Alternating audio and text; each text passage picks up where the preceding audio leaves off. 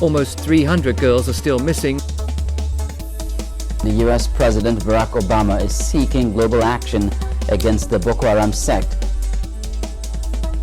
It's a very complex and delicate situation. It is unfair that we have over 200 girls out there and they are suffering. Many weeks after the shocking and horrific event of the abduction of schoolgirls from Government Girls College Chibok and the whirlwind of the media campaign that followed, Ebony Live TV decided to take a trip to Chibok to discover what day-to-day life is like for the people of Chibok and the families of the abducted girls, and to possibly unravel why Chibok local government has suddenly become the center stage for insurgent activities in northeastern Nigeria. Making a trip to Chibok at this time was scary and very dangerous.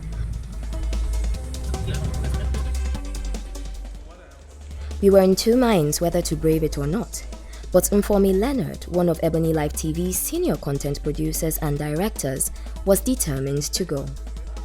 It was terrifying for us as a new TV channel to take on this challenge, but we just could not sit still and do nothing. We did decide that the fewer the crew members that went on the journey, the better. Ebony Live TV's final decision was that a two-man crew should go on the trip. Chimex was to join in from Abuja. Armed with lightweight high-definition cameras and other lightweight film gadgets and equipment, we take off from the Ebony Live TV base to arrive at the first port of call, Maiduguri.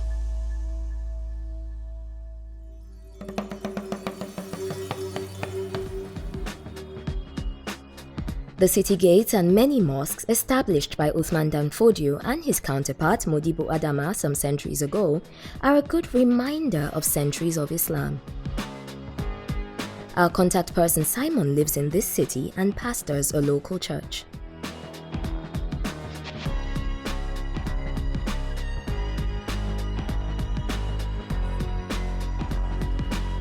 He's part of the minority Christian population that lives in the predominantly Muslim city and is also a native of Chibok. I've been in Maiduguri for long. I've been in Maiduguri since 1979. I started my secondary school here. It's a place to stay. We have a logo, Home of Peace. Before the insurgents, you really like to stay in this place. We learn of a drill exercise by some vigilante groups in the city who have come together to seek government support in combating the insurgents. Not so sure about whether we will be allowed to film, we convince one of the members of the group to use a phone to record the exercise as they display their capabilities to fight the insurgents.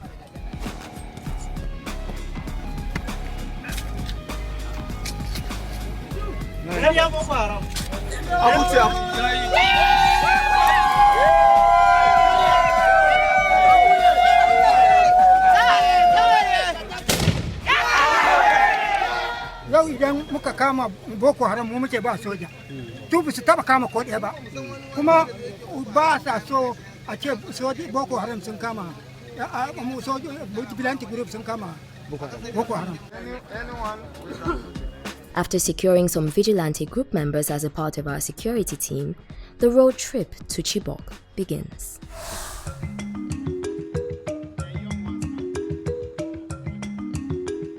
Chibok local government area is one of the local government areas in Borno State, approximately 150 kilometers from Maiduguri city. Pastor Simon understands that with the present security situation, it will be quite dangerous traveling to Chibok, but he is excited because it gives him the opportunity to meet with his extended family, many of whose daughters are victims of the abduction. Pastor Simon finds some time to stop by the local church he pastors, and he prays for protection with a few faithful before embarking on this journey. For in Jesus' name we pray.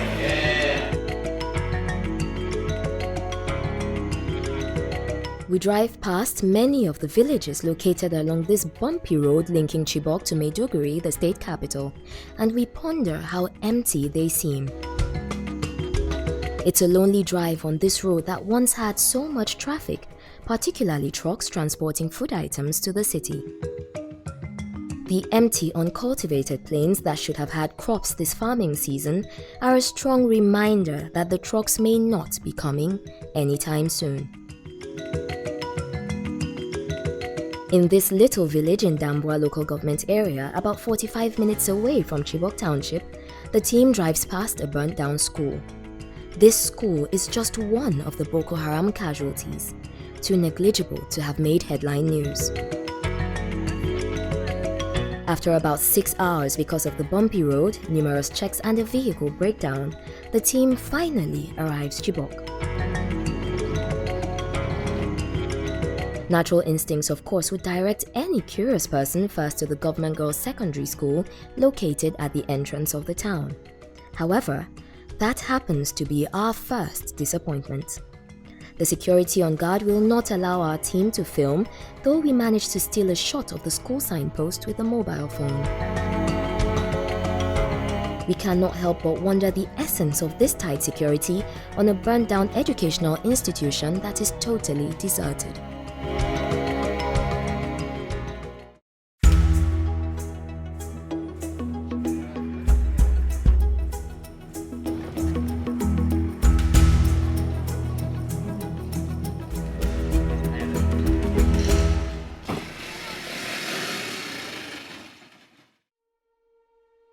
Pastor Simon meets with two of his brothers who we can immediately see are somewhat suspicious and untrusting, especially when they are introduced to two strangers with cameras.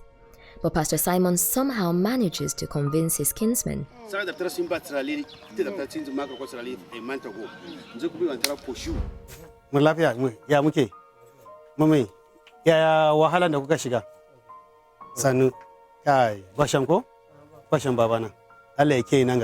Tunda ubangiji ya tsare ka haka shi zai dinga tsare ka cikin matsala sannu mu yawa ya kake to sannu, that's all right.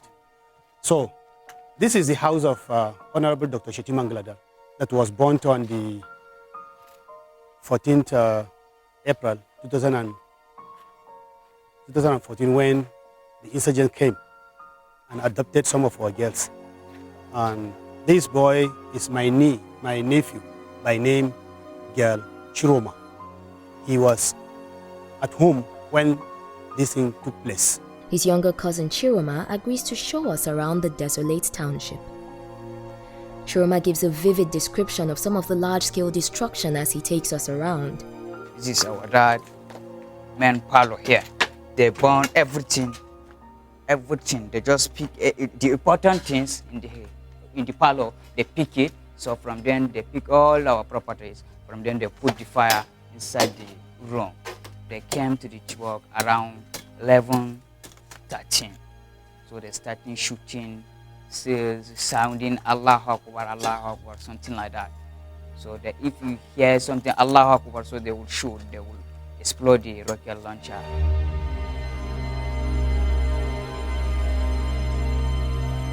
This is the complex. The shopping complex, our people in Chibok doing business here.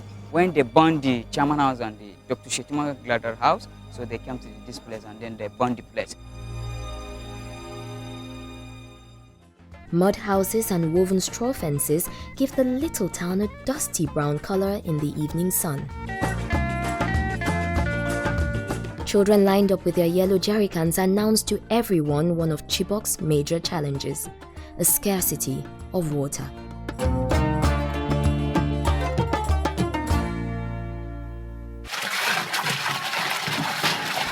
One of the lucky girls that escaped en route to the camp of the abductors lives in Kumutehi, a community near the Chibok Township. A few logs of wood form a barricade as we drive into this community. This community is desolate. Pastor Simon meets his sister whose daughter was abducted and is still being held. Her husband has joined the local vigilante, a group that draws its strength more from necessity to help guard the community rather than ability. These three that you saw are the parents of the abducted girl. One of his daughter, this one is husband and wife. All of us seated here have daughters among the abductees, and some of the mothers are not here. All of us who are standing here, we are the father to the girls. Sometimes we think they are in school, but then we remember they are not. We are continuously traumatized. We can't do anything for ourselves as a community because our daughters that help us in chores and farm work are no more. For this Komitehi community leader, it is the desperation of a father attempting to rescue not just his daughter, but the daughters of his kinsmen. He may be forced to continue living with the vivid memory of seeing the truck disappear into darkness with the girls and being unable to do anything to rescue them. I and some other vigilantes mounted motorbikes and we began to follow the trail the girls left, using their shoes and head ties.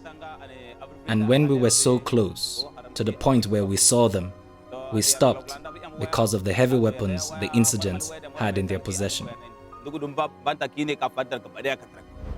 Iliabulus from Shawa village is now taking refuge in this friendly community.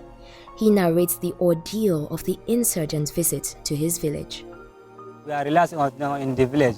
They just came, they begin to shoot the gun. We are in the village. They are shooting the gun. We hear them. Then we begin to run. They kill our people, many people. They go carry fire. They burn our village. Everything for the village, they burn it. Where we enter now, we don't know. So we just, our neighbor, and they carry us. See my leg now. They carry gun, shoot me for leg. This is my leg. I didn't shoot them. Before this incident, we were living in peace, but now no one can sit at home and eat comfortably. We are always on the run. Around that 11 o'clock in the night, that's 11 o'clock p.m. So I can see somebody is calling me. So I just pick my call. After I pick my call now, I can hear, he's telling me, bros, do you know what's happening? I say, what's happening? He say, no, these guys are in town. I say, which people now? He say, it's Boko Haram. I say, so how do you know? He say, somebody called him that he saw the cars were entering Chibok. So by one village called Gaglam, around that Gaglam. So they were entering from that Gaglam to Chibok. So I shall prepare myself for. So I just wake my parents that, see what I had. I just received your call that Boko Haram are coming into Chibok. After that telling them, I should just enter my room. I can hear bullet. Wah! I can hear rocket launcher. Wah! Wah! I can just hear bullet anyhow, rapid. So I could just hear people were running. Rachel Yakubu was desperate enough to jump off the truck of Boko Haram. When Boko Haram came to our school, they gathered us together and were chanting, Allah Hakubak, we are the Boko Harams. They began arguing. While some suggested they kill us, others said they should take us away. They loaded some of us in a truck, while some of us, including myself, were dragged along on foot when the truck got full. We arrived at a small village where space was made for us on the truck and continued the journey into the night. The abductors didn't understand our language, so I told the girls to join me and jump off. But some of them were afraid. Some jumped with me off the truck and we hid among the shrubs. And since it was dark and dusty, the sect members didn't see us, and that was how we escaped. When we were running, we got to a small village. We couldn't recognize where we were because it was night. We heard gunshots and we thought the sect members were after us. But we later came in contact with the villagers and we pleaded with them to protect us. They kept us safe, and the next morning, they returned us to our parents.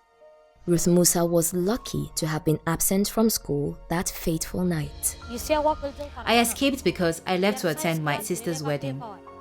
Some of the girls that we abducted also attended the wedding and went back to school.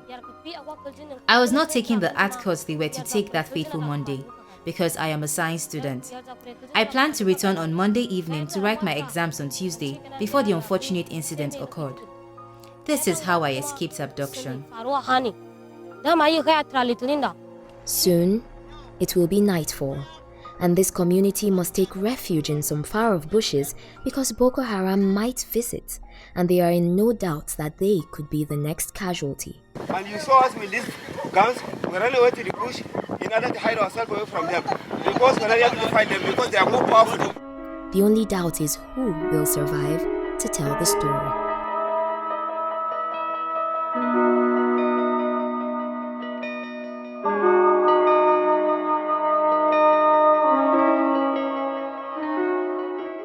This man, like his fortunate daughter, may not be so lucky after all, because he shares the grief of the community.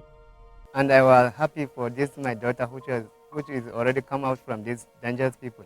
I'm also pray to God that the remaining girls, which is away from Sambisa, let all government to think of that they will remove us with this girl, which have been seen by the dangerous people, Boko Haram. I want to plead to the international organizations and media to please assist us by sending capable people to come deliver us and set my friends free. On behalf of all the fathers here, please, Shakao, we are begging you in order to release those adopted for us. On behalf of all the women here, I am pleading to Shekau to release our daughters. The social media campaign gathers momentum with international and local celebrities joining in. Globally leading female figures such as Michelle Obama, Malala Yousafzai, Aisha Sese raised their voices. Bringing it closer to home in Nigeria, Obieze Kwesili, Hadiza Bala, Aisha Oyebode, Mo Abudu, Betty Irabo, Ruth Osime, and many others are lending their voices to drive home the message of "Bring back our girls." The beautiful singer Kalin has written this very heart-rending song. Empty beds, empty hearts. We are trying so hard not to. This program of the Bring Back Our Girls campaign is a campaign calling on government, agencies of government and security agencies to please intensify efforts at bringing back our girls. We come in peace, hand in hand, and we ask that you... Whatever we can do collectively to find these girls, we must do.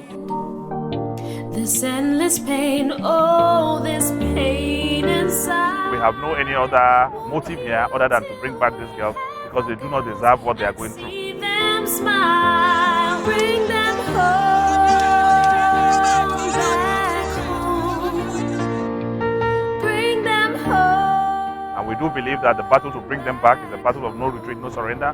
We have resolved that we will continue to come out every day till these girls are out. Because home is where they belong. Bring our girls back. This problem it's gone on too long. We're not going to take it anymore. We need those girls back. This needs to change. Nigeria needs to change for the better. Absolutely. We can't keep living in disbelief. I think it's about time that Nigeria speaks with one voice. And we pray. We demand on the part of the government immediate release, immediate rescue operation, so that these girls can join their parents. We're hoping that this work will not be in vain and something good will come out of it.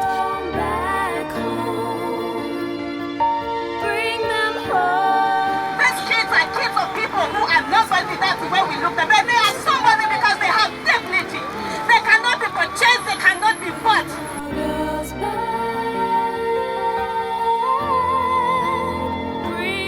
We will fight, we will face any kind of challenge. I swear to God, we're ready to die for this cause until these girls are back. Give up, the time is now. Enough's enough. We need them now. Don't let us down. Please bring our girls back. Bring them home.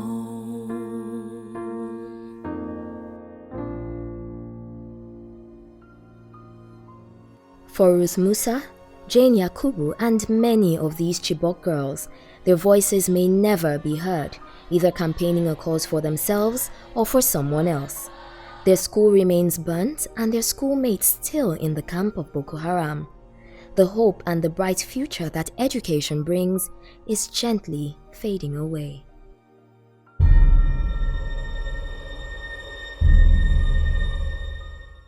Because of this thing which has happened, even if you tell your daughter that let's go to school, she cannot go at all because they fear something may happen to them again. And even we, the parents, we cannot leave them to go at all. Why? Because government are not helping if something happens. We know the bad effect this abduction will have on education. As a teacher, I felt that if nothing is done immediately to reverse the case, it's going to affect the next generation of Nigerians. Naturally, the Northern Borno people do not even have interest in sending their children to school. And this is what they actually want to bring to Southern Borno. And now it is going to have great impact on Chibok.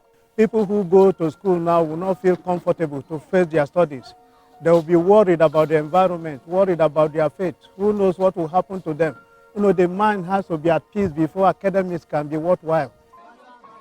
Under a tree, a group of men share a meal. It may be their last. Food barns are running out of food supplies, and there is no harvest this year because no one was able to farm. As attacks and rumors of impending attacks on villages in Chibok and its environs continue, it is clear that the enemy is bigger and stronger than these mud fences. You see, we close this way in order to, when they are coming, they cannot able to run faster. So that we meant to try to run away from them this way. When they come here, they will have to go slow, so that we can able to run away. This way we are. Because whenever they are coming with bike, they will run come. Some of them have motorcycles, some of them have bikes. Will run away. That's why we are closing all our villages. Because they are born all the other villages. The insurgents go to villages and loot the community, kill the villagers, and burn down the remaining food and houses. As Srali, Blakar, Kwamzrali, Kubrivu, Shawa, and others were all born. In this inside, only remind this village remind. Anything might happen, just they will drop on us. The community has no one to rely on except themselves. Here, solidarity is a matter of obligation and desperation. You see, these weapons that we have, it's not because of fighting, just we hold it in our hand in order to escape away from those people. Even those when they came here, we are at the bush hiding ourselves. The desperation of a people left to die.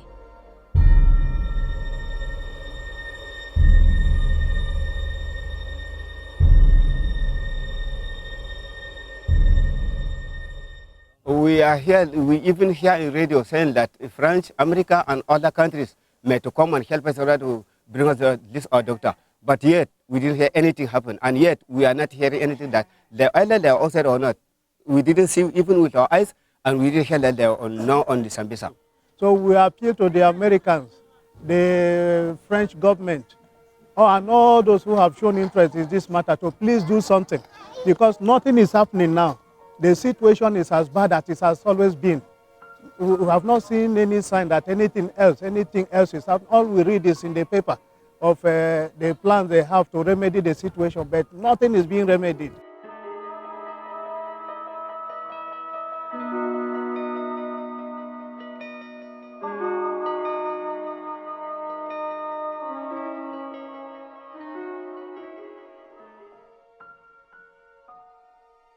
We will embark on a journey to Maiduguri. We commit our journey into your hands. As the team prepares to leave Chibok, there is news of an attack on one of the neighboring villages.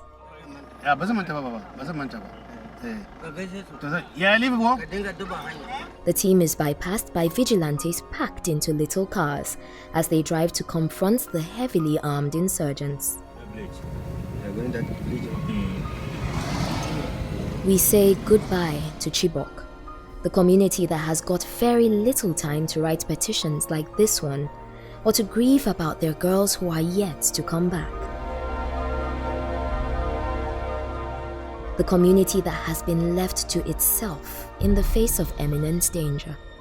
Ebony Live TV may have made this trip to Chibok hoping to find some answers. But we are leaving Chibok with even more questions.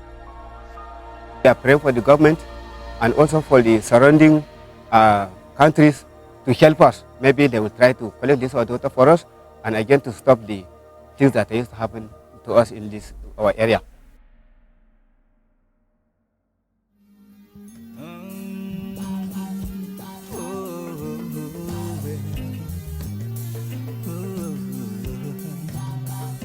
Waking the morning to find people running helter-skelter from the gun, when we should be loving like children under the sun.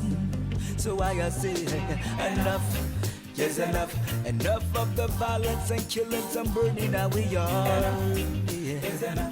Children cry blood, who's gonna hear them cry? Yeah. Here's our song today.